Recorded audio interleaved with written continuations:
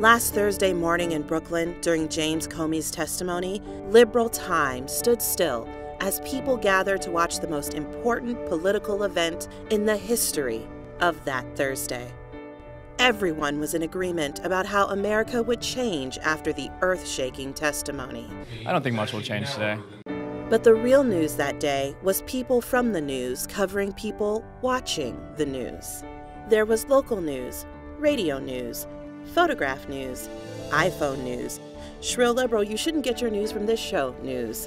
This woman was so excited to cover people watching the news, she forgot her cameraman in Brazil.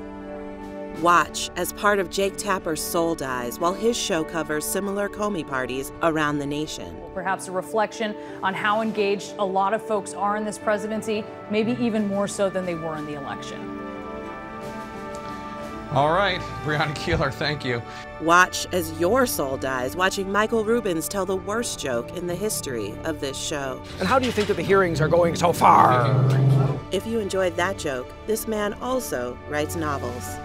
As the hearing continued, it became clear that there was one way for people to get through the rest of the Russia investigations. If this doesn't really matter, Right.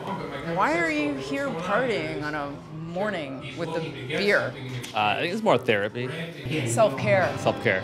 And we're already self-caring in anticipation for the Jeff Sessions watch party. Any more testimony and our livers will be shot.